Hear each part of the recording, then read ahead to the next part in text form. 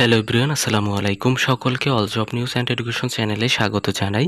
চলে আসলাম নতুন একটি ভিডিও নিয়ে। ভিডিও শুরুর প্রথমে বলে রাখি, যারা আমার চ্যানেলে নতুন দয়া করে আমার চ্যানেলটি সাবস্ক্রাইব করে দিতে ভুলবেন না।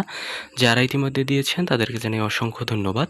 তো আজকে ভিডিওর বিষয় হচ্ছে নবম শিক্ষক নিয়োগ বিজ্ঞপ্তি কখন যা জানা গেল। দেখেন, এটা কিন্তু একেবারে আজকের নিউজ। আজকে কিন্তু একটি মিটিং অনুষ্ঠিত হয়েছে। তো মিটিংয়ে কি বলা হয়েছে সেটি আপনাদের জানানোর চেষ্টা করব।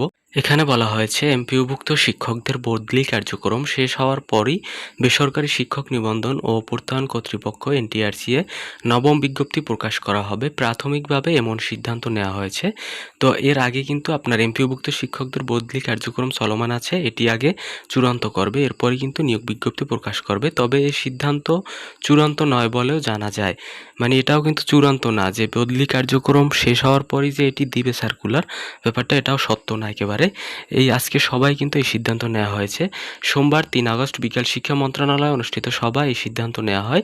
সভায় শিক্ষা এবং প্রাথমিক ও গণশিক্ষা মন্ত্রী ডক্টর আ.ন.ম এহসানুল হক মিলন উপস্থিত ছিলেন এবং আরও অন্যান্য উপস্থিত ছিলেন।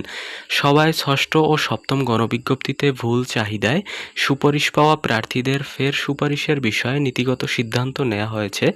তাদের পদ শূন্য থাকা সাপেক্ষে সুপারিশ করা হবে বলে জানা গেছে। সব প্রস্তুতি সম্পন্ন করে তাদেরকে দ্রুততম সময়ের মধ্যে সুপারিশ করতে বলা হয়েছে। সবার আলোচনায় শিক্ষা প্রতিষ্ঠান প্রধান সহ প্রধান নিয়োগ কার্যক্রমে নতুন অগ্রগতি এসেছে।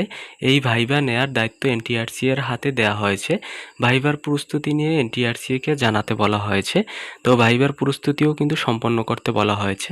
তো বোঝা যাচ্ছে যে এনটিআরসি এর এখনও কিন্তু বিজ্ঞপ্তি আসতে অনেক সময় বাকি আছে।